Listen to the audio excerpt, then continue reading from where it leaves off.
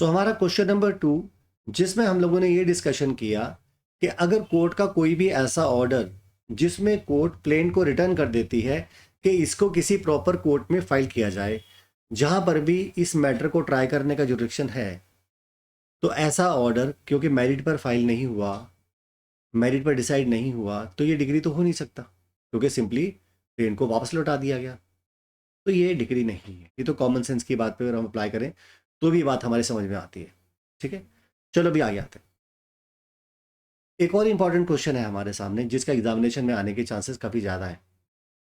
यहां पर हमारे पास क्वेश्चन ये कि is an order rejecting memorandum of appeal, यानी कि किसी पर्सन ने एक अपील का मीमो कोर्ट में फाइल किया और कोर्ट ने कहा अरे यार ये तो बार्ड बाय लिमिटेशन है, यानी जो टाइम पीरियड है इसका अपील फाइल करने का वो निकल चुका। ये कहकर कोर्ट ने उस पर्टिकुलर अपील को रिजेक्ट कर दिया। ठीक है, क्या ये डिक्री है क्या? अब मैं सीधे तौर पर बोलूं कि देखिए साहब इसमें तो कोई मेरिट पर ऑर्डर नहीं आया, ये तो टेक्निकल ग्राउंड पर, एरर ऑफ लॉ पर या टेक्निकल ग्राउंड के ऊपर जो रिजेक्ट कर दिया गया। तो चलिए समझते हैं कि इस रिलेशन में क्या हमारे पास कोई केस लॉ है। हमारे पास 2 डिफरेंट हाई कोर्ट्स के वर्डिक्ट हैं। एक तो हमारे पास फुल बेंच है जो कि कर्नाटका की है, दूसरा हमारे पास पंजाब का मैटर है। पंजाब हाई कोर्ट ने जो दिया है वो है देशराज वर्सेस ओम प्रकाश AIR 1986, और दूसरा है हमारे पास Commissioner Hubli Dharwad Municipal Corporation versus Shrishail AIR 2004 का मामला है ये। और ये कर्नाटका की फुल बेंच का जजमेंट है। यहाँ पर उनका कहना है where an order is pass rejecting a memorandum of appeal as barred by limitation, it is not a decree but merely an order. यानी कि जहां पर कोर्ट ने मेमोरेंडम ऑफ अपील को रिजेक्ट कर दिया हो ये कहते हुए कि ये तो बार्ड बाय लिमिटेशन है, तो ये डिक्री नहीं होती, ये मेयरली एक ऑर्डर ही है, ये डिक्री नहीं है। तो कभी कभी क्या होता है कि हमारे पास पर्टिकुलर चीज़ को डिसाइड करने के लिए कोई एक्सप्लेनेशन नहीं होती। हम कई बार उसे सिंपली अपने वर्ड्स में इंटरप्रेट करके समझाने की कोशिश करते हैं। उन मामलों में इस बात की संभावना बन सकती है कि आपको मार्क्स थोड़े से कंपैरेटिवली कम मिलें। तो कोशिश ये करो कि आप जो भी एक्सप्लेनेशन देना चाहते हो, it should be supported with some case law, it should be supported with some provisions of a law, यानी कि कोई सेक्शन, कोई ऑर्डर, कोई एक्सप्लेनेशन, कोई इलस्ट्रेशन। इन सब चीज़ों की मदद से अगर आप किसी चीज़ को एक्सप्लेन करते हैं तो बहुत सारा चांस रहता है कि आपको मार्क्स अच्छे मिले और एग्जामिनर के पास कोई स्कोप भी नहीं रह जाता आपके मार्क्स को काटने के लिए। ठीक है, चलिए अभी आगे आते हैं। एक और इंपॉर्टेंट क्वेश्चन है हमारे सामने कि मान लो एक ऑर्डर पास की गई और जिसमें कॉस्ट लगा दी गई, क्या ये डिक्री होता है? अब देखो आमतौर पर आपको लगेगा कि कोई भी अगर हम ऑर्डर पास कर रहे हैं जिसमें कॉस्ट लगा रहे हैं किसी पर्सन के ऊपर, तो ये तो एक तरह का इंटरिम ऑर्डर है। एक तरह से इंटरिम ऑर्डर होता है कॉस्ट लगाना। तो आप कहेंगे ये तो डिग्री नहीं है, लेकिन कभी कभी कॉस्ट हम इंटरमीडिएट ट्रायल के दौरान या प्रोसीडिंग्स के दौरान नहीं लगाते, बल्कि जब केस डिसाइड हो जाता है तो फाइनली कॉस्ट इम्पोज कर देते हैं। अब उस सिचुएशन में क्या होता है? क्या उस सिचुएशन में भी कॉस्ट लगाना, क्या ये सिंपली एक ऑर्डर ही रहेगा या ये डिग्री बनेगा? अब मेरे कहने से कुछ नहीं होगा कि वो डिग्री होता है या नहीं, आपके कहने से भी कुछ नहीं होगा। हमें कोई ना कोई रेफरेंस चाहिए in the form of case law. तो यहाँ पर हमारे पास एक इलाहाबाद हाई कोर्ट का केस है 1983 का, बाबू खान वर्सेस अन्नपूर्णा। ये पेज नंबर 460 पर छपा है इसका। ये कहते हैं yes an order imposing a cost is a decree. थोड़ा सा देखने में अजीब लग रहा होगा लेकिन बस उन्होंने ये डिसाइड यही किया है। उनका कहना है a direction of a court regarding award of a cost is a decree and not an order. Normal cases में अगर ये क्वेश्चन हमारे सामने आए तो आप ये मानेंगे यार ऑर्डर इम्पोजिंग कॉस्ट तो एक सिंपल ऑर्डर होता है, डिग्री नहीं होती। लेकिन क्योंकि हमारे पास स्पेसिफिक केस लॉ है तो केस लॉ में तो डिसाइड किया गया है, तो डिसाइड किया है तो फिर मानना पड़ेगा। हाँ, अगर इसी का कोई काउंटर हमारे पास सुप्रीम कोर्ट का अवेलेबल हो जो इसको नेगेट कर रहा हो तो ठीक है, फिर उसके हिसाब से चलेगा मामला। लेकिन बहरहाल हमारे पास एक साइटेशन एग्जिस्ट कर रही है हाई कोर्ट की, तो फिर जब तक इसके कोई काट हमारे पास ना हो, जब तक इसका कोई काउंटर हमारे पास ना हो, तो फिर हमें यही मानना पड़ेगा। ठीक है, चलिए अभी आगे आते हैं। एक और क्वेश्चन है हमारे पास, क्वेश्चन नंबर 5। यहाँ पर क्या हो रहा है ध्यान से देखिए। Court return a memo of appeal to be presented before a proper court. अब यहाँ पर देखो, पहले तो मेमोरेंडम ऑफ अपील यानी कि मीमो ऑफ अपील को उन्होंने रिजेक्ट कर दिया था ये कहते हुए कि ये टाइम बाउंड हो गया। अब दूसरे वाले क्वेश्चन में वो कह रहे हैं कि हम इसे रिटर्न कर रहे हैं कि इसको प्रॉपर कोर्ट में ले जाकर डालो, हमारे पास तो ये नहीं डल सकता। अब ऐसा ऑर्डर, इस तरह का ऑर्डर एक ऑर्डर होगा या एक डिग्री होगी? वो कहते हैं no it is not a decree, ये डिग्री नहीं है, क्योंकि यहाँ पर भी अपील को किसी भी तरह से मैटर पर नहीं सुना गया, उन्होंने सिंपली रिटर्न कर दिया ये कहते हुए कि इसे प्रॉपर कोर्ट में ले जाओ। तो एक्सप्लेनेशन क्या है, इसे लिखेंगे कैसे? वो कहते हैं an order of a court by which a memorandum of appeal is returned to be presented to the proper court is not a decree, meaning thereby अगर न्यायालय का कोई भी ऐसा आदेश है जिसमें अपील को रिटर्न कर दिया गया, वापस दे दिया गया, ये कहते हुए कि इसे जो भी प्रॉपर कोर्ट है उसके सामने फाइल कीजिए, ये डिग्री नहीं होता, बस ये एकमात्र ऑर्डर होता है। रीज़न ये है that such an order does not negate any right of appellant and not a decision on the right of parties। तो पहली बात तो ये है कि आप किसी भी एप्लेंट के राइट्स को नेगेट नहीं कर सकते, उनको अधिकार देने से मना नहीं कर सकते। सिंपली अगर आपने मान लो रिटर्न कर दिया तो उसे प्रॉपर कोर्ट में फाइल करने का तो अधिकार है ना। आप ये कहें सिंपली हमने रिटर्न कर दिया भैया, अब आप आगे नहीं जा सकते, आपकी तो डिग्री हो गई, ख़त्म हो गया मामला, तो ऐसा कुछ नहीं है। ये डिसीजन कहीं पर भी बार नहीं कर रहा किसी भी तरीका, और वो डिसीजन जो है कहीं पर भी कंक्लूसिव डिसाइड नहीं हुई है जो हम किसी अपील में जाएंगे उसके लिए। हाँ, हम दूसरी कोर्ट में जाकर अभी भी फाइल कर सकते हैं, प्रॉपर कोर्ट में जाकर फाइल कर सकते हैं। चलिए अभी आ गया था, एक और क्वेश्चन है हमारे पास, क्वेश्चन नंबर 6। यहाँ पर डिस्कशन की गई है कि हमारा जो सीपीसी है क्या ये एग्जॉस्टिव है नेचर में। आप लोगों ने बड़ी सारी किताबों में अलग अलग प्री के लिए ऑब्जेक्टिव टाइप के एमसीक्यूज में स्टडी किया होगा कि सीपीसी एग्जॉस्टिव है, कुछ कहते हैं एग्जॉस्टिव नहीं है। तो मैंने वही वाली बात जो मैंने आपसे कहा कि ना तो मेरे कुछ कहने से कुछ होगा ना आपके कुछ कहने से होगा, जो लॉ में लिखा होगा या किसी कोर्ट ने डिसाइड किया होगा वही माना जाएगा। तो यहाँ पर सुप्रीम कोर्ट का एक जजमेंट है ईयर 1962 का, केस का नाम है मनोहर, ये मनोहर होना चाहिए, MAN, मनोहर लाल वर्सेस सेठ हीरा लाल। यहाँ पर उनका कहना है court is exhaustive on the matter specifically dealt in it. कहने का मतलब यहाँ पर यह है कि हमारा जो कोड है, हमारा जो सीपीसी है, ये अपने आप में एग्जॉस्टिव है। एग्जॉस्टिव का मतलब होता है कि जो कुछ भी कानून इसमें लिखा है वो सब चीज़ों को, हर तरह के प्रोविजंस को अपने आप में समाश्रित कर लेता है, हर चीज़ को इंक्लूड कर लेता है, इसके अलावा कुछ और बचता नहीं है करने के लिए। क्या सीपीसी में ऐसा मुमकिन है कि जितना भी कानून हो हम सारा उठा के इसमें इंक्लूड कर लें? आप कहेंगे सर ये तो पॉसिबल नहीं है। बहुत सारे ऐसे मैटर आएंगे जिनके ऊपर हमारे जो पर्टिकुलर लॉ है वो साइलेंट होते हैं। देखो, हम कभी भी ऐसा कोई दुनिया में परफेक्ट कानून नहीं बना सकते जो दुनिया में हर तरह के उस प्रोविजन को उस मैटर से रिलेटेड इंक्लूड कर लेता हो और उसके अलावा कुछ और बचता ना हो। ऐसा करना लगभग नामुमकिन है। अगर ऐसा करना मुमकिन होता तो हमारे पास जैसे सीआरपीसी में सेक्शन 482 का प्रोविजन दिया है इनहेरेंट पावर्स क्रिमिनल केसेस में, सीपीसी में 151 में दी है इनहेरेंट पावर्स, तो फिर हम कोर्ट को इनहेरेंट पावर ना देते। कोर्ट को हम इनहेरेंट पावर तभी तो देते हैं कि कोई प्रोविजन अगर स्पेसिफिकली हमारे सीपीसी में या सीआरपीसी में, क्योंकि हम सीपीसी के बारे में बात कर रहे हैं तो चलो सीपीसी के बारे में बात कर लेते हैं, तो 151 में सीपीसी में हमारे पास यहाँ पर प्रोविजन ना दिए होते कि अगर किसी पर्टिकुलर पॉइंट के ऊपर हमारा कोर्ट साइलेंट है तो कोर्ट न्याय के हित में, for securing the end of justice, आप कोई निर्णय दे सकते हो, उस मैटर को डिसाइड कर सकते हो। यानी कि ये कानून अपने आप में कायदे में तो फिर एग्जॉस्टिव नहीं हुआ ना। लेकिन हाँ, जितनी बातें उन्होंने स्पेशली मेंशन की गई हैं एनैक्टमेंट में, उनके रिलेशन में तो ये एग्जॉस्टिव है। तो मतलब अकेडमिकली मैं कहूँ है, अकेडमिकली मैं कहूँ है, प्रैक्टिकली मैं बोलूँ पूरी तरह से नहीं। और मैं अगर हायर जुडिशरी के बारे में बात करूँ तो मैं यही कहूँगा कि नहीं, पूरी तरह से एग्जॉस्टिव नहीं है, क्योंकि कोर्ट में जब हम चीज़ों को इम्प्लीमेंट करते हैं और सिर्फ मात्र किताबों में एकेडमिकली पढ़ते हैं, उसमें ज़मीन आसमान का अंतर होता है। तो चलिए अभी आगे बढ़ते हैं। देखिए ये कहते हैं however the legislature is incapable of contemplating all possible circumstances that में अराइज इन सिविल लिटिगेशन।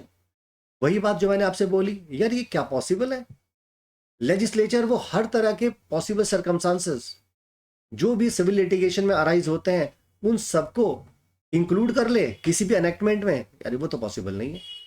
कहाँ कहाँ तक इंक्लूड करेंगे, क्या क्या इंक्लूड करेंगे, पॉसिबल नहीं है। Therefore, with regard to those circumstances, the court has inherent power to act according to the principle of justice, equity and good conscience। यानी कि उन मामलों में परिस्थितियों को देखते हुए न्यायालय के पास निहित अधिकार दिए गए हैं, निहित शक्तियां दी गई हैं, इनहेरेंट पावर्स दी गई हैं कि वो जस्टिस के सिद्धांतों को ध्यान में रखते हुए, प्रिंसिपल ऑफ इक्विटी को ध्यान में रखते हुए, गुड कंसाइंस को ध्यान में रखते हुए अपनी इस पावर का इस्तेमाल करके उन प्रोविजंस के बारे में जिनके रिलेशन में प्रावधान आपके सीपीसी में नहीं दिए हुए, अपनी पावर यूज करके उन मैटर को डिसाइड कर सकते। और आगे कहते हैं such inherent powers of a court is saved under section 151 of CPC, यानी कि इसके बारे में प्रावधान हमारे पास सेक्शन नंबर 151 में दिया है। तो इसका एक्सप्लेनेशन मैंने ऑलरेडी आपको दे दिया। तो केस का नाम है मनोहर लाल वर्सेस सेठ हीरालाल, AIR 1962, सुप्रीम कोर्ट का जजमेंट है, इंपॉर्टेंट है। अब देखिए, जब मैंने आपसे डिक्री की डेफिनेशन बताई थी तब मैंने आपसे यह भी कहा था कि डिक्री हमारी दो तरह की हो सकती है। मैंने कहा डिक्री प्रिलिमिनरी हो सकती है, मैंने आपसे बताया डिक्री फाइनल भी हो सकती है। प्रिलिमिनरी के बारे में मैंने आपसे कहा था कि डिक्री प्रिलिमिनरी तब होती है जब कुछ और बाकी डिसाइड करना बाकी रह जाए। मतलब हमारा जो मैटर चल रहा है, जो लिटिगेशन चल रहा है, जो केस चल रहा है, उसमें एक डिक्री पास होने के बावजूद भी अभी कुछ और बाकी है डिसाइड करना। अभी मैटर पूरी तरह से डिसाइड हुआ नहीं, लेकिन डिक्री हमने एक पास कर दी, डिक्री आ चुकी और अभी भी कुछ और करना बाकी रह जाए, इसका मतलब ये है कि ये डिग्री तो प्रिलिमिनरी हुई। और अगर कोई डिग्री पास करने के बाद अब हमारे पास कुछ और नहीं बचा डिसाइड करने के लिए, तो नेचुरली अब ये डिग्री हमारी कैसी हो गई, फाइनल हो गई। अब लगभग हमारी सभी तरह की डिग्री ज़्यादातर फाइनल होती हैं। जैसे मान लो एक पर्सन ने एक पोजेशन के लिए सूट लेकर आया, लैंड की प्रॉपर्टी को, जो लैंडेड प्रॉपर्टी है उसका कब्जा मांगने के लिए उसने सूट फाइल किया। कोर्ट ने कहा ठीक है, आप इस लैंड के पोजेशन के लिए एंटाइटल्ड हैं। तो इसमें कोई प्रिलिमिनरी डिग्री तो पास नहीं हुई। जो डिग्री पास हुई कि आप पोजेशन के लिए एंटाइटल्ड हो, उसके बाद कुछ और डिसाइड करना बाकी नहीं बचा, तो ठीक है, केस खत्म, डिग्री फाइनल। लेकिन प्रॉब्लम कहाँ आती है? प्रॉब्लम वहां पर आती है जब हम वहां पर ये सोचने लगे कि यार अच्छा ये तो बताओ, हमें कोई एग्जाम्पल तो दो प्रिलिमिनरी डिग्री के। वो एग्जाम्पल हमें बताओ जब हमारे पास डिग्री पास करने के बावजूद भी कुछ और बचता हो, अभी हमारे पास कुछ और भी बचा हो जो डिसाइड करना बाकी रह रहा हो। हाँ, ये चीज़ ज़्यादा इंपॉर्टेंट है और ये एग्जामिनेशन में एग्जामिनर काफ़ी ज़्यादा पूछता भी है। इसी के एग्जाम्पल्स मैंने काफ़ी सारे यहाँ पर डिस्कस की हैं आपके से। उन केसेस के बारे में बात की गई है जिसमें प्रिलिमिनरी डिग्री पास की जाती है, यानी कि अभी इन मामलों में कुछ और चीज़ डिसाइड करना बाकी रह जाता है। अब वो क्या है, चलिए समझते हैं। पहला हमारे पास एग्जाम्पल है नंबर 1, जो पार्टीशन के सूट होते हैं या हम कोई सेपरेट पोजीशन लेना चाहते हैं, अलग से कब्जा लेना चाहते हैं, उनका रेफरेंस भी दिया है ऑर्डर नंबर 20 रूल 18 में। ठीक है, अब बेसिकली यहां पर होता क्या है, वो कहते हैं when a court determines the share of the each co-owner और the coparcener but leave the actual division of the property for the subsequent decree. Meaning thereby, मैं समझाता हूं इसको स्क्रीन पर। मान लीजिए एक पर्सन ए था, इसके 4 बेटे थे, बी, सी, डी और ई, ये 4 बेटे हैं। ए की इंटरस्टेट यानी कि बिना वसीयत किए निर्वसीयत मृत्यु हो गई, डेथ हो गई। अब ये प्रॉपर्टी बी सी डी के पास by operation of succession law आ गई अपने आप से, बाय ऑपरेशन ऑफ लॉ इनके पास ये प्रॉपर्टी आ गई। अब ये लोग कहने लगे यार ये एक लैंडेड प्रॉपर्टी है, बी कहने लगा इतना हिस्सा मैं लूंगा, वो कहने लगा मैं लूंगा, फ्रंट वाला हिस्सा मेरा रहेगा, बैक वाला हिस्सा तुम्हारा रहेगा। इनको लेकर आपस में एजिटेशन होने लगा, टसल होने लगा। उन्होंने कहा एक काम करो भैया, सबसे पहले तो ये डिसाइड कर लो किस किस का क्या शेयर है। सबसे पहले क्या डिसाइड करवा लो, किस किस का क्या शेयर है, और शेयर डिसाइड करवा कर ये भी डिसाइड करवा लेते हैं कि हमारा जो हिस्सा बन रहा है वो हिस्सा हमको दे दिया जाए, हमें पार्टीशन दे दिया जाए, और हमें पार्टीशन करने के बाद उसका पोजीशन भी दे दिया जाए। यानी कि यहां पर हम शेयर क्लेम कर रहे हैं, हम पार्टीशन चाहते हैं, हम पोजीशन लेना चाहते हैं। अगर कोर्ट को सीधे तौर पर पोजीशन देना है, कब्जा देना है, अब मेरी बात ध्यान से सुनो, अगर कोर्ट इसका पोजीशन देना चाहता है बी को, सी को, डी को, तो कोर्ट को पहले क्या करना पड़ेगा? कोर्ट को पहले देखना पड़ेगा कि भाई इनके शेयर कितने कितने हैं, इनका कैसे शेयर डिसाइड करें। जब शेयर डिसाइड हो जाएगा तो फिर उनका पार्टीशन कर देंगे। पार्टीशन जब हो जाएगा, तुम्हारा इतना हिस्सा बनता, तुम्हारा इतना हिस्सा बनता, ये वाली प्रॉपर्टी बीच वाली तुम्हारी, इतने फुट वाली तुम्हारी, इतनी वाली तुम्हारी। देखो यहाँ पर ऐसे करके मान लो उन्होंने डिवाइड कर दिया, सर्वेयर को भेजा या अपने जनरल कमिश्नर को भेजा, जाओ मौका मुआयना करो, इंस्पेक्शन करके आओ, हमें आकर बताओ कितनी प्रॉपर्टी है, कितना फ्रंट है, कितना डेप्थ है, डिविजिबल है या नहीं, मेन रोड पर है या नहीं, सबके शेयर इक्वली डिवाइड हो सकते हैं कि नहीं। अगर हो सकते हैं तो फिर ठीक है, पहले शेयर और पार्टीशन डिसाइड करके फिर आखिरी में पोजीशन दे देंगे। तो यही तो समझा रहे हैं यहाँ पर। वो कहते हैं जब कोर्ट ये डिटरमाइन करे कि हर को ओनर का शेयर कितना या किसी कॉर्पोरेटर का शेयर कितना, और फिर उसके बाद एक्चुअल डिवीजन ऑफ प्रॉपर्टी करें एक सब्सिक्वेंट डिग्री के द्वारा, तो जो पहला शेयर डिसाइड किया वो तो प्रिलिमिनरी डिग्री से डिसाइड किया ना, और बाद में जब पोजीशन दे दिया वो फाइनल डिग्री में आ गया। बस यही तो एग्जांपल है आपका प्रिलिमिनरी डिग्री का। सही है, चलो अभी आगे आते हैं। देखो दूसरा मेरे पास एग्जांपल है, suit for foreclosure of mortgage. अब आप में से कुछ लोग थोड़ा सा सीपीसी में नए होंगे, लेकिन घबराओ मत, आप नए भी हैं तो डरने की कोई बात नहीं है, सारी चीज़ें आपको बिल्कुल क्लियर कर दूंगा। ये जो अजीब अजीब से शब्द है ना, रिडम्पशन, रिडीम, मॉर्गेज, इनसे डरने की कोई ज़रूरत नहीं है, आसान है। एक ट्रांजेक्शन समझाता हूँ, उससे हर बात क्लियर होने लगेगी। जो लोग बिल्कुल बिगिनर हैं उनको भी समझ में आने लगेगी। ठीक है, देखो सिंपल सी बात है, मान लो एक आदमी था, उसके पास एक फ्लैट था, फ्लैट अभी प्रॉपरली बना हुआ नहीं था, ठीक ठाक नहीं था। उसकी पत्नी कहने लगी भैया आप एक काम करो, इसमें जो है हमें जो कंस्ट्रक्शन वगैरह हम करवा लें ताकि थोड़ा रेनोवेट हो जाए। कहने लगे पैसे कहाँ हैं? कहने लगे काम क्यों नहीं करते, तुम इसी को यहाँ पर रख के, मॉर्गेज रख के, इसे बंधक रख लो, गिरवी रख देना फ्लैट को, और ज़्यादा पैसे तो चाहिए भी नहीं, 15 लाख 20 लाख में काम हो जाएगा, तुम इसको थोड़ा रेनोवेट करवा लो, सिचुएशन ज़्यादा ख़राब है। उसने कहा अच्छा चलो ठीक है। तो इसने क्या किया, ये बैंक में गया, कहने लगा भैया 15 लाख रुपए चाहिए। तो उसने कहा 15 क्या 20 भी मिलेगा, लेकिन ये बताओ गिरवी का रखोगे? कहता है साहब हमारे पास तो फ्लैट है। कहते फ्लैट के पेपर है? कह रहे हाँ। कहते सेल्स डीड है? कह रहे हाँ। कह रहे ठीक है। पोजेशन लेटर भी है ना तुम्हारे पास? कहता हाँ सब कागज हमारे पूरे हैं। कहते काम करो कागज ले आओ, हम वेरीफाई करवा लेते हैं, पेपर अगर ठीक निकले तो तुम्हें लोन दे देंगे। ये जो है पेपर लेकर गया इनके पास, सारे डॉक्यूमेंट दिखाए, बी ने अपनी इंस्पेक्शन रिपोर्ट वगैरह 12 साल निकलवा कर, सब निकलवाने के ऊपर सब स्टेटस रिपोर्ट चेक करवा ली, देखा हाँ सब ठीक है। इसने कहा ठीक है भाई ये डॉक्यूमेंट्स आप साइन कर दो, हम 20 लाख रुपए 15 लाख जो मांगे तुम्हें हम दे देंगे।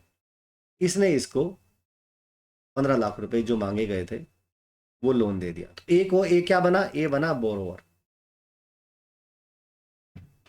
बी कौन है? बी एक मनी लेंडर है। तो जब कभी भी कोई बोरोवर अपनी कोई भी प्रॉपर्टी को, जो कि इमूवेबल प्रॉपर्टी होती है, इमूवेबल प्रॉपर्टी को अगर कोई भी बोरोवर अगर अपनी इमूवेबल प्रॉपर्टी को बतौर सिक्योरिटी मनी लेंडर के पास रखता है कि अगर मैं पैसा ना चुका पाया तो इस प्रॉपर्टी को बेचकर तुम मेरा पैसा पूरा कर लेना, लोन का पैसा इससे रिकवर कर लेना, अगर मैं पैसा लोन ना चुका पाया, किस्तें ना चुका पाया। ठीक है, तो वहां पर ए बन जाता है मॉर्गेजर और बी बन जाता है मॉर्गेजी। इसका मतलब मॉर्गेजर वो होता है जो लोन लेता है और अपना प्रॉपर्टी किसी के पास बंधक रखता है, मॉर्गेज रखता है। मॉर्गेजी वो होता है जिसके पास उस प्रॉपर्टी को मॉर्गेज करा जाता है, जिसके पास गिरवी रखा जाता है और जिससे मॉर्गेज मनी यानी कि लोन का अमाउंट लिया जाता है। सही है। अब ये जो मॉर्गेजी है, अब इसके क्या अधिकार है? अगर मान लो ए पैसा ना चुका पाए तो ये क्या चाहेगा? वो चाहेगा कि मैं इसकी प्रॉपर्टी के पेपर जो मेरे पास है मैं इस प्रॉपर्टी पे कब्जा लेकर इस संपत्ति को बेच दूं। अब अगर वो उस प्रॉपर्टी को सेल करना चाहता है, अटैच करना चाहता है, उससे पहले उसे कोर्ट में जाकर क्या करना पड़ेगा, एक फोरक्लोजर का ऑर्डर लेना पड़ेगा। याद रखो, फोरक्लोजर का ऑर्डर लेना पड़ेगा। इस फोरक्लोजर के ऑर्डर से क्या होगा, ये पर्सन ए जो है वो अपनी प्रॉपर्टी को वापस लेने से डिबार हो जाएगा, फिर इस संपत्ति को वापस नहीं ले सकेगा, क्योंकि अब उसकी प्रॉपर्टी लोन ना चुकाने के चक्कर में गई, जो किस्तें थी नहीं चुकाई, बैंक ने, मनी लेंडर ने कोर्ट के जरिए, कानूनी के माध्यम से उस लैंड को, उस फ्लैट को, जो भी प्रॉपर्टी थी मॉर्गेज, उसे फोरक्लोज करवा लिया। फोरक्लोज राइट ऑफ रिडम्पशन को खत्म कर देता है।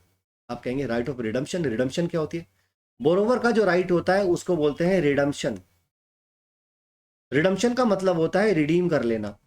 मतलब जो भी संपत्ति आपने मॉर्गेज रखी है, उस संपत्ति को, उससे रिलेटेड जो mortgage money, principal amount, interest etcetera etcetera, जो भी कॉस्ट उसमें पड़ती है, वो सारा चुकाने के बाद, मनी लेंडर का अमाउंट चुकाने के बाद, वो इस बात का हकदार होता है कि उसे संपत्ति जो मॉर्गेज उसने रखी है उसके पेपर्स वापस मिल जाएं और वो प्रॉपर्टी रिलीज होकर उसके पास मिल जाए, प्रॉपर्टी से वापस आ जाए। ये होता है उसका राइट ऑफ रिडम्पशन। अगर कोर्ट ने राइट ऑफ रिडम्पशन के लिए ऑर्डर पास कर दिया तो ऑटोमेटिकली राइट ऑफ फोरक्लोजर खत्म हो जाता है। अगर फोरक्लोजर का राइट एग्जिस्ट करता है और बैंक को या मनी लेंडर को मिल गया तो रिडम्पशन खत्म हो जाता है। रिडम्पशन के आदेश अगर कोर्ट ने कर दिए तो फोरक्लोज खत्म हो जाता है। अभी आप मेरी बात समझ गए?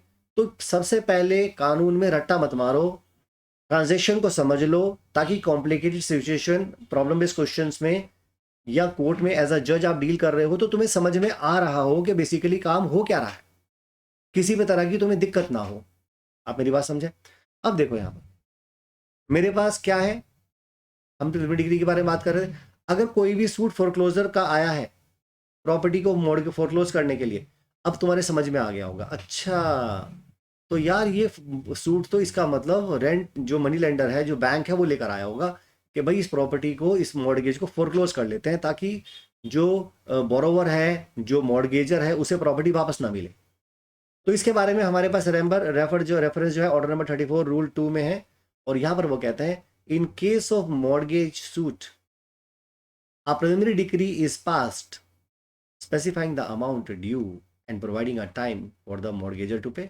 बिल्कुल, एक प्रिलिमिनरी डिग्री पास करते हैं हम लोग, जिसमें कोर्ट ये कहती है कि देखो भैया, इतना प्रिंसिपल अमाउंट था, इतना इंटरेस्ट था इस पर्टिकुलर अमाउंट के ऊपर, इतना इतने दिनों में जमा कर दो। नहीं करते तो फिर तुम्हारा अधिकार वापस प्रॉपर्टी लेने का खत्म। फिर हम प्रॉपर्टी जो है इस आदमी को राइट दे देंगे, बेचकर अपना अमाउंट रिकवर कर लेंगे। तो अब अगर वो जो टाइम पीरियड उस आदमी को दिया थ्रू अ डिक्री, वो डिक्री प्रिलिमिनरी डिक्री होती है। लेकिन अभी भी ये केस खत्म नहीं हुआ, अभी भी बैंक का जो मनी रिकवरी का सूट है वो स्टिल पेंडिंग है, क्योंकि अभी पैसा रिकवर हुआ नहीं है, लेकिन प्रिलिमिनरी डिक्री मेरे पास आ चुकी। आप मेरी बात समझ गए?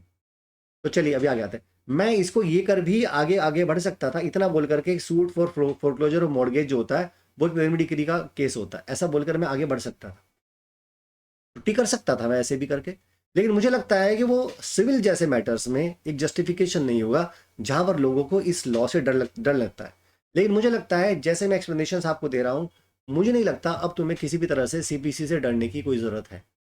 ठीक, आगे बढ़ते हैं। चलिए नेक्स्ट आते हैं, हमारे पास तीसरी तरह का एग्जाम्पल दिया है, suit for redemption of mortgage. मैंने अभी आपसे क्या कहा, फोरक्लोज का राइट, बैंक का राइट, मनी लेंडर का राइट, मॉर्गेजी का राइट। अब इसी तरह से अगर एक राइट मॉर्गेजर का अगर है तो वो क्या करेगा, वो रिडम्पशन कराना चाहेगा, वो भी सूट लेकर आएगा।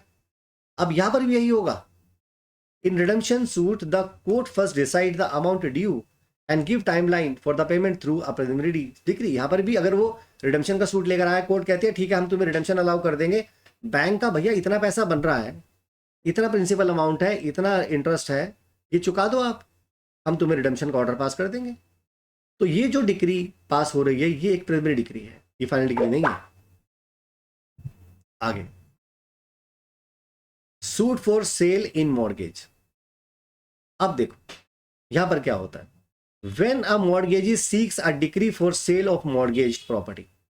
अब एक आदमी ने क्या किया, सेल मांगी कि साहब मेरे पास प्रॉपर्टी मॉर्गेज के लिए रखी गई थी, इसने लोन अमाउंट चुकाया नहीं, मैं इस प्रॉपर्टी को बेचना चाहता हूं, मुझे सेल करने के आदेश दे दिए जाए। कोर्ट एक प्रिलिमिनरी डिग्री पास करेगी और डिक्लेयर करेगी कि इतना अमाउंट है और इसको आप बेच सकते हो। मान लो एक आदमी की एक प्रॉपर्टी है, उसकी एक प्रॉपर्टी ये है, उसकी एक प्रॉपर्टी ये है, उसकी एक प्रॉपर्टी ये है। ये प्रॉपर्टी की कीमत है 1 करोड़, इसकी कीमत है 50 लाख, इसकी कीमत है 70 लैक्स। बैंक का लोन था मान लीजिए 1 करोड़ 1 करोड़ 20 लैक्स का। क्या सिर्फ इस वाली प्रॉपर्टी को बेचने से पूरा हो जाएगा? आप कहेंगे नहीं। अगर 1 करोड़ वाली, मान लो इसको मैं ए नाम दे देता हूं, इसको बी नाम दे देता हूं, इसको सी नाम दे देता हूं, क्या ए प्लस बी को बेचने से पूरा हो जाएगा? हाँ। क्या मेरा 50 वाली को और 70 वाली को बेचने से हो जाएगा? हाँ। 50 + 70, हमारे पास एक 20 हो गया, इससे भी हो जाएगा। क्या 1 करोड़ और 70 लाख वाली से हो जाएगा? हाँ, इससे भी हो जाएगा, लेकिन दो चाहिए होंगी। अब इनमें से कौन सी होगी, इसके बारे में कोर्ट डिसाइड कर सकती है। हो सकता है 1 करोड़ वाली जो मॉर्गेजर है वो, उसका ऑब्जेक्शन हो कि सर इसको ना बेचा जाए। अगर बेचने की ही कुछ ऐसी सिचुएशन पड़ गई है तो हमारी रिक्वेस्ट है सर इसको ना बेचा जाए, रिकवरी तो वो इससे भी कर सकते हैं। तो अब प्रॉपर्टी बेचने की बात आ रही है तो कौन सी बिकेगी, ये कोर्ट पहले अपने एक प्रिलिमिनरी डिग्री से डिसाइड कर सकती है। ऐसे नहीं है कि जाके सारी प्रॉपर्टी बेच दो, अरे सारी क्यों बेच दो, उसकी जब रिकवरी उसकी 2 प्रॉपर्टी से हो सकती है तो तीनों की तीनों बेचने की भी जरूरत क्या है। तो ऐसी सिचुएशनों में पहले तो ये डिसाइड किया जाता है कि प्रॉपर्टी बिकेगी भैया कौन सी, जोन सी बिकेगी उसी के बारे में एक प्रिलिमिनरी डिग्री आएगी, फिर उसको बेच दिया जाएगा। उससे जो पैसा आ जाएगा वो प्रिलिमिनरी उसको फाइनल डिग्री में वो डिसाइड करेंगे, देखो आप फाइनली आप बेच दो। तो पहले ये तो डिसाइड करोगे ना कौन सी बेचनी है, तो कौन सी बेचनी है प्रिलिमिनरी डिग्री, अब बेच दो ये फाइनल डिग्री, ऐसे। चलो अभी आगे बढ़ते हैं। नेक्स्ट आते हैं फिफ्थ कंडीशन पर, एडमिनिस्ट्रेशन सूट। कभी कभी मान लो एक पर्सन इंसॉल्वेंट हो गया, उसकी प्रॉपर्टी को एडमिनिस्टर करने के रिलेशन में कोर्ट ने डायरेक्शन पास कर दिए, उसके रिलेशन में कोई ऑब्जेक्शंस आने लगी।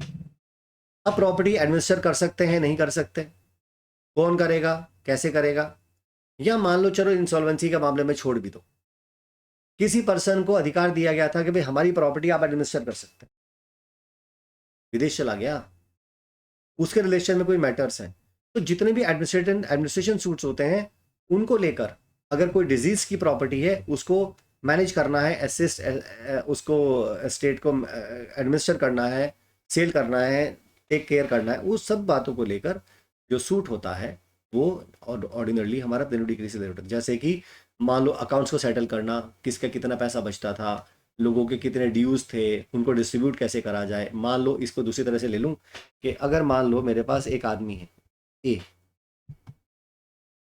इस आदमी की डेथ हो गई,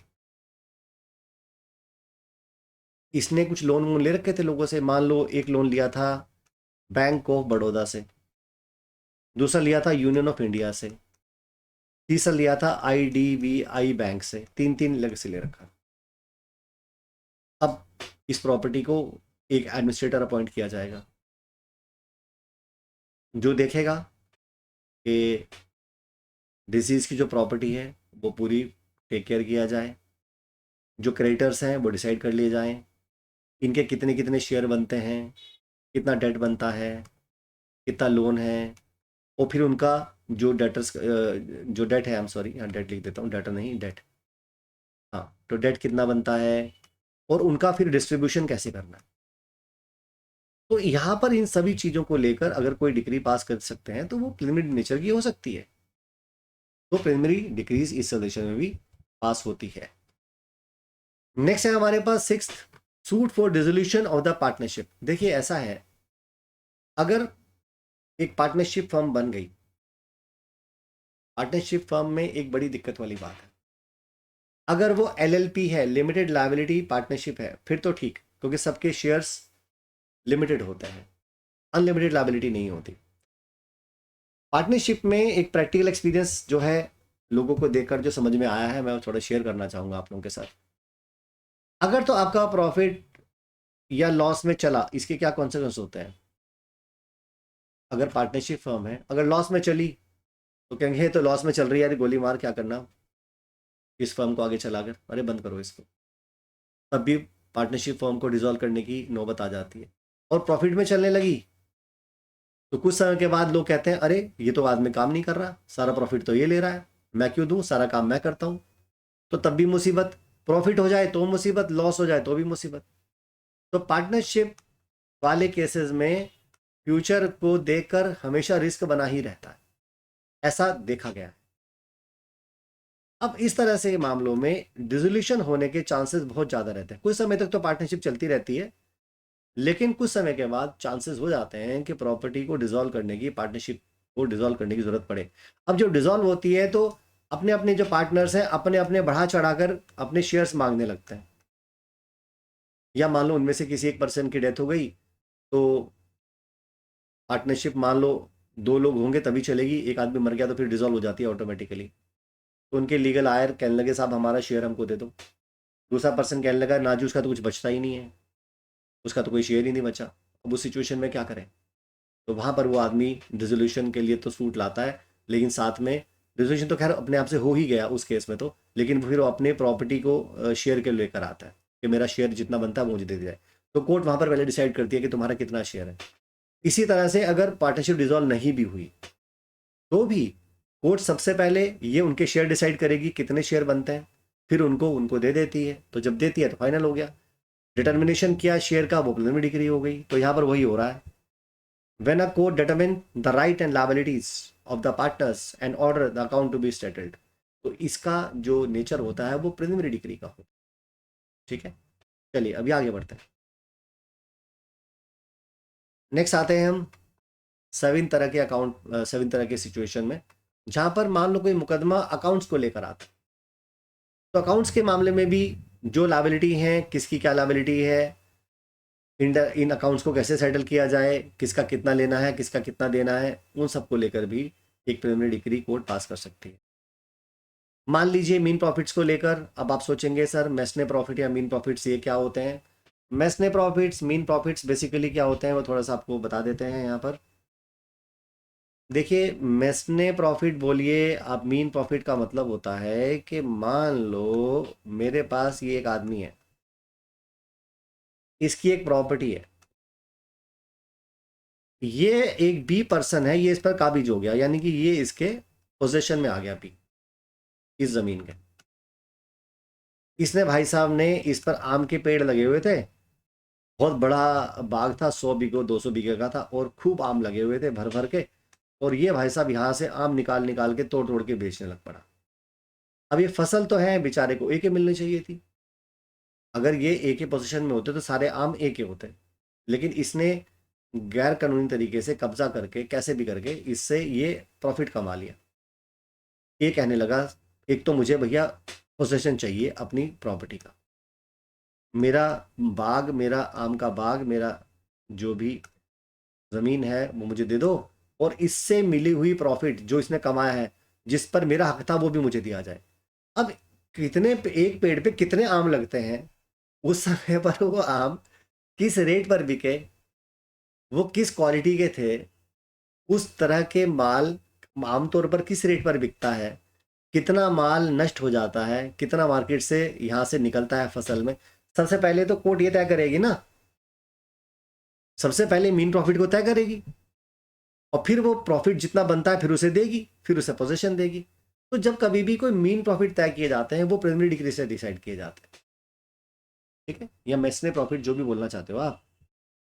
इसी तरह से प्रियम्पशन का मामला, जिसे हिंदी में उर्दू में शुफा भी बोलते हैं, शुफा। अब ये क्या चीज होती है प्रियम्पशन? वो कहते हैं when the court decree when the court decrees the right of preemption, a preliminary decree is passed to determine the price and fix the time for the payment। देखो क्या होता है,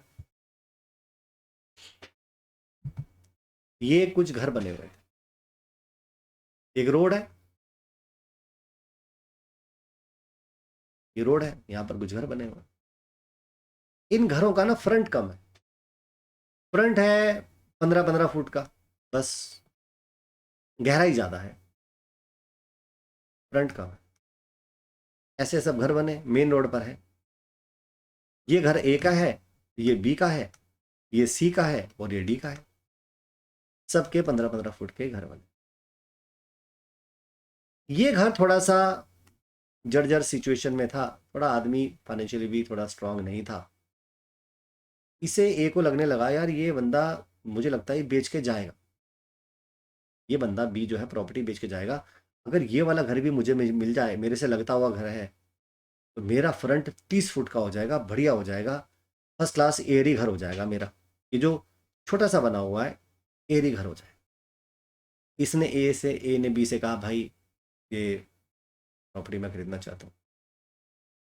सॉरी भाई साहब, मैं हम अभी बेचना नहीं चाहते, मना कर दिया इसने चुपचाप एक डील कर ली एक ऐसे पर्सन के साथ जो यहाँ रहता था, जिसका घर मान लो इधर बना देता हूँ मैं, या कोई कहीं भी रहता हो, तो थोड़ा समझाने के लिए दिखा रहा हूँ आपको, थोड़ा इधर बता देता हूँ, उधर मेरा वीडियो आ रहा होगा, समझ नहीं आ रहा होगा, यहाँ पे मान।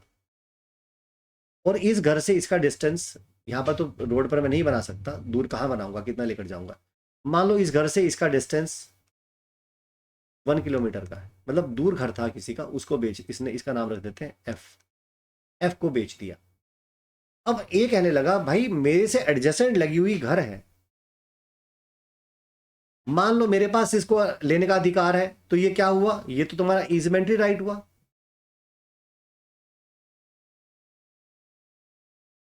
ये ईजमेंट्री राइट हुआ कि प्रियम्पशन हुआ? ईजमेंट्री राइट हुआ हवा और पानी का अधिकार, मान लो यहां से जाने का अधिकार हुआ, हवा का अधिकार हुआ, तो ये तो ईजमेंट्री, ईजमेंट्री भी क्लेम कर सकता था कि साहब हमारा आपने ले लिया, आपने घर ऊपर बना लिया, तो ईजमेंट्री होता। लेकिन अगर बराबर वाली प्रॉपर्टी को जो खरीदने का अधिकार है वो होता है राइट ऑफ प्रियम्पशन, किसी प्रॉपर्टी को पहले खरीदने का अधिकार, राइट ऑफ प्रियम्पशन। तो उसने कहा तुम्हारा अधिकार नहीं है, ये तो मेरा खरीदने का अधिकार है, क्योंकि मेरी प्रॉपर्टी बराबर से लगी हुई है, मेरी तो कोई और व्यक्ति यहां पर आ जाएगा तो मेरी प्राइवेसी वॉयलेट हो जाएगी, यहां पर मेरी प्राइवेसी खराब होती है, मैं नहीं चाहता स्ट्रेंजर मेरे आसपास आए, तो भैया इसको खरीदने का मेरा पहला अधिकार है। तो वैसे भी हमारा राइट ऑफ प्रियम्पशन यही कहता है कि अगर कोई प्रॉपर्टी है बराबर से लगी हुई प्रॉपर्टी है, तो जो उसका पड़ोसी होता है उसका अगर वो सेम प्राइस उसको दे दे, मान लो इसने 1 करोड़ की खरीदी, तो अगर ये 1 करोड़ ही इसे दे दे बी को, तो एक अधिकार हो गया इसे खरीदने का, तो ये खरीद सकता है, कोई दिक्कत नहीं। तो यहाँ पर अगर ऐसा कोई सूट आता है जिसमें वो ये कहता हो कि मेरा खरीदने का अधिकार है, तो कोर्ट कहती है ठीक है पहले प्राइस तो डिटरमाइन कर लो, बी तो कह रहा है मेरा तो इतने का बिक रहा है, 1 करोड़ रुपए का बिक रहा है। उसने कहा ठीक है जी 1 करोड़ रुपए का, आप मुझे बता दो अगर इनके बीच में कोई एग्रीमेंट हुआ है, एग्रीमेंट टू सेल हुआ है, कोई टोकन मनी ऐसी अरेंज हुई है, तो वो साबित कर दे, मेरा इतने अमाउंट का मैं देने को रेडी हूँ। अगर वो, या मान लो इसने बेच दिया हो, बेचने के लिए, क्योंकि ये बेचेगा सर्कल रेट पर, सर्कल रेट जो भी लैंड का सर्कल रेट होता है उस हिसाब से जाएगा।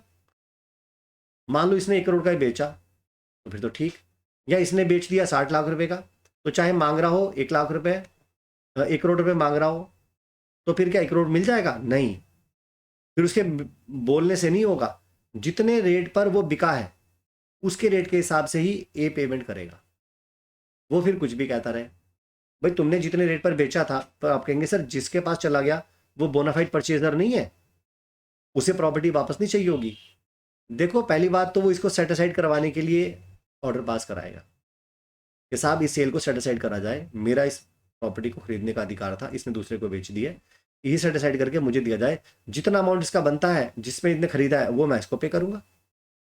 तो इसका अगर कोई कॉस्ट लगता है एफ का, या इसको कोई डैमेजेस होती हैं, तो वो पे कर कर ये प्रॉपर्टी को सेटिसाइड करके, सेल को सेटिसाइड करके ए को दी जा सकती है। तो इस तरह में, इस तरह के मैटर्स में जो प्राइस डिसाइड करते हैं और जो टाइम तय करते हैं कि इतने टाइम में आपको पेमेंट करनी है, ये सब प्रिलिमिनरी डिग्री से डिसाइड होता है। ठीक है, तो ईजमेंट्री और प्रियम्पशन अलग अलग बात है। ईजमेंट्री का मतलब हवा पानी या रास्ते का अधिकार, पानी बहने का अधिकार, नाली में पानी बह रहा है उसका अधिकार, ऊपर हवा आ रही है ताज़ी हवा आनी चाहिए, सनलाइट आना चाहिए उसका अधिकार, है ना। आप पार्किंग कर रहे हो अपने घर के सामने, वो ईजमेंट्री राइट है आपका। फुटपाथ आपके घर के सामने बनी है, उसमें चलने का आपका अधिकार है, ये सारे आपके ईजमेंट्री राइट्स हैं। प्रियम्पशन मतलब बराबर में लगी हुई प्रॉपर्टी को खरीदने का अधिकार। तुम्हारा पहला अधिकार। ये चलो अभी आगे आते हैं, 10th पर आते हैं। Suit for marital property and maintenance. यहां पर भी वो कहते हैं देखो कुछ हमारे पास ऐसे केसेस होते हैं, मैट्रिमोनियल डिस्प्यूट्स होते हैं जहां पर प्रॉपर्टी या मेंटेनेंस का मामले जो है वो कोर्ट के सामने आते हैं। तो वहां पर एक प्रिलिमिनरी डिग्री पास की जा सकती है कि भाई ये तय कर लें कि हमारा अमाउंट जो मेंटेनेंस का है वो कितना है। तो पहले कोर्ट मेंटेनेंस तय कर लेती है या डिवीजन तय कर लेती है कि कितना बनना चाहिए, और उसके हिसाब से प्रॉपर्टी दे दी जाती है या मेंटेनेंस दे दिया जाता है। जैसे कि मैट्रिमोनियल केसेस में लड़की कहते हैं मेरी स्त्री धन इस व्यक्ति के पास रह गया कि इसने मुझे लौटाया नहीं, तो पहले कोर्ट एक लिस्ट ले लेगी, दोनों तरफ से तय कर लेगी कितना बनता है। तो ये जो कोर्ट तय कर देती है कि कितना बनता है वो प्रिलिमिनरी डिग्री हो गया। फिर इस सामान को लौटा देते हैं, वो फाइनल डिग्री हो गया। चलिए अभी आगे आते हैं। नेक्स्ट हम लोग बात करेंगे यहाँ पर 11th, suit for accounts between principal agent. अब थोड़ी देर पहले भी मैंने आपको बताया था कि अगर अकाउंट्स को लेकर कोई मैटर आता है उसमें प्रिलिमिनरी डिग्री पास होती है। इसी तरह से प्रिंसिपल और एजेंट के बीच में जो मैटर आता है अकाउंट्स को लेकर उसमें भी प्रिलिमिनरी डिग्री पास होती है, क्योंकि वो लायबिलिटीज और राइट्स को डिसाइड करता है। ठीक है, मान लीजिए हमारे पास कोई ऐसा सूट है जिसमें पीरियोडिकल पेमेंट्स करने होते हैं, एडजस्टमेंट्स, कुछ एडजस्टमेंट्स करनी हो और पीरियोडिकल ईएमआई देनी हो, कोई पीरियोडिकल पेमेंट्स करनी हो, उससे रिलेटेड कोई मैटर हो, तो वहाँ पर भी कहते हैं preliminary degree may also be passed in suits requiring the recurring payments or adjustments before the final statement। मतलब इससे पहले क्या फाइनल पेमेंट दो, कितनी ईएमआई बनेगी, कितनी किस्तों में बनेगी, कितने अमाउंट की बनेगी, ये कोर्ट पहले तय कर सकती है एक प्रिलिमिनरी डिग्री के द्वारा। ठीक है, अब हम लोग बार बार preliminary degree final degree, preliminary degree final degree बात तो कर रहे हैं, और हम ओरली भी ये बोल रहे हैं और सेक्शन में भी ये लिखा है हमारे पास कि जब कुछ और डिसाइड करना बाकी बच जाए तो प्रिलिमिनरी डिग्री, और जब केस फाइनली डिस्पोज ऑफ हो जाए और कुछ और बाकी डिसाइड करना ना बचे तो फाइनल डिग्री। सेक्शन में भी लिखा है। कभी कभी हम लोग थोड़ा सा और एज लेना चाहते हैं बाकियों के मुकाबले में, कभी कभी सिलेक्शन आधे आधे नंबर पर पॉइंट्स में रुक जाता है, और ये बहुत ही मन को दुखाने वाली सिचुएशन होती है।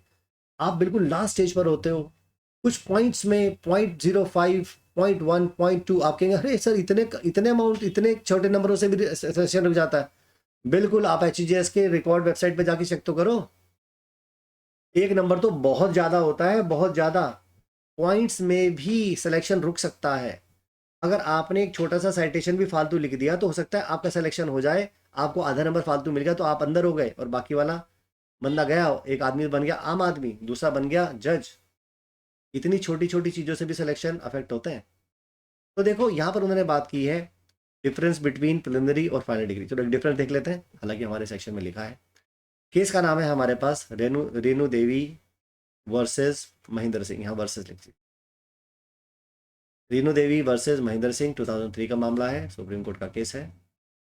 वो कहते हैं the difference between the preliminary degree and final decree lies in its purpose. मतलब बेसिकली इनके पीछे ऑब्जेक्टिव क्या है उसके हिसाब से हम डिसाइड करते हैं कि इनके बीच में अंतर क्या है। A preliminary decree declares that rights and liabilities of the parties and leaves the actual result to be worked out for a later stage। यानी कि preliminary decree में हम डिक्लेयर कर देते हैं कि किसी व्यक्ति का कितना राइट है, कितना लायबिलिटी है, और फिर बाकी चीज जो एक्चुअल रिजल्ट है वो हम लेटर स्टेज के लिए छोड़ देते हैं।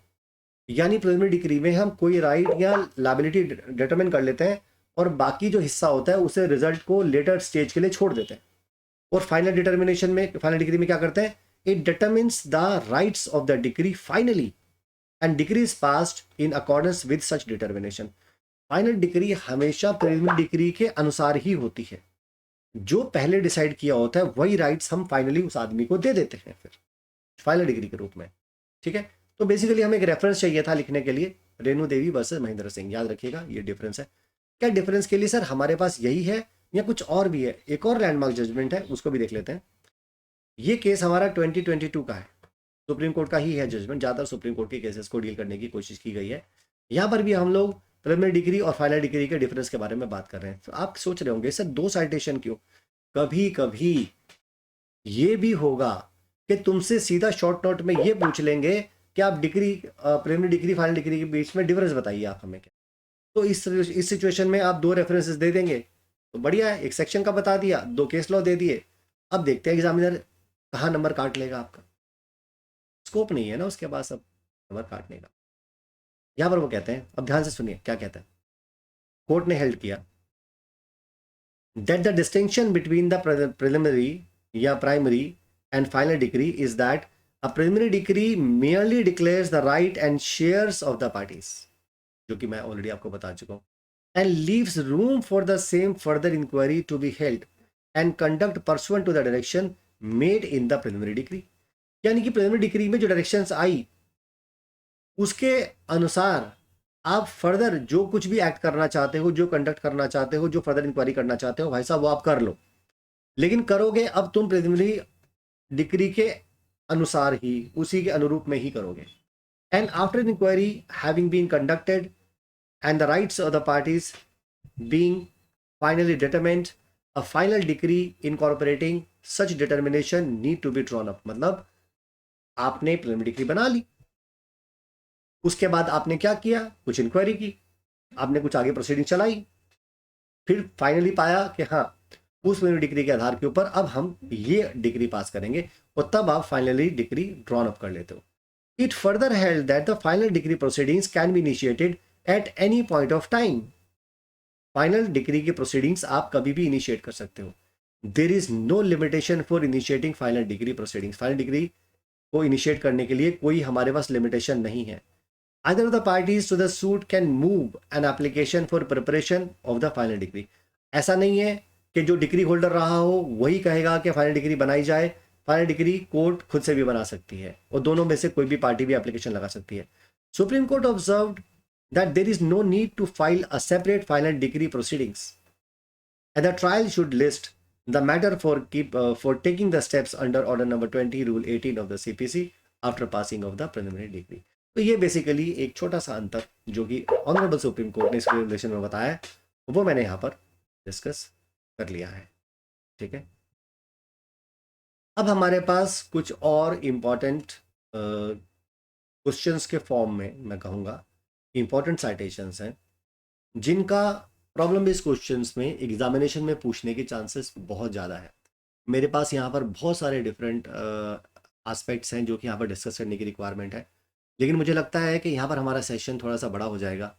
सो मीन टाइम मैं आज के सेशन को यहाँ पर रोक लेता हूँ, क्योंकि मेरा जो ये कंटिन्यू चल रहा है सेशन ये काफ़ी बड़ा हो चुका है ऑलरेडी। तो और ये और ज़्यादा बड़ा ना हो जाए, वरना ये 2-3 घंटे का हो जाएगा तो बहुत बड़ा हो जाएगा, तो आप लोग एक स्टेज में बैठकर देखोगे नहीं। तो मैंने फिर ये जो बाकी वाला पोर्शन है मैं अपने नेक्स्ट सेशन में उसको डिस्कस करूँगा। ठीक, तो मैं उम्मीद कर रहा हूँ कि आपको हर चीज़ बहुत अच्छे से समझ में आ रही है, हर चीज़ बहुत बारीकी तरीके से क्लियर हो रही है। जो डर तुमको लगता था सीपीसी का वो भी काफ़ी हद तक आपका दूर हो रहा है, और धीरे धीरे मेरी कोशिश है कि ये आपको पूरी तरह से टोटालिटी में सीपीसी अच्छे से क्लियर हो जाए, ताकि भविष्य में आपको किसी तरह की प्रॉब्लम सीपीसी को लेकर ना हो। सो मीन टाइम इसको यहीं पर रोक लेते हैं। Thank you so much. जय हिंद, वंदे मातरम।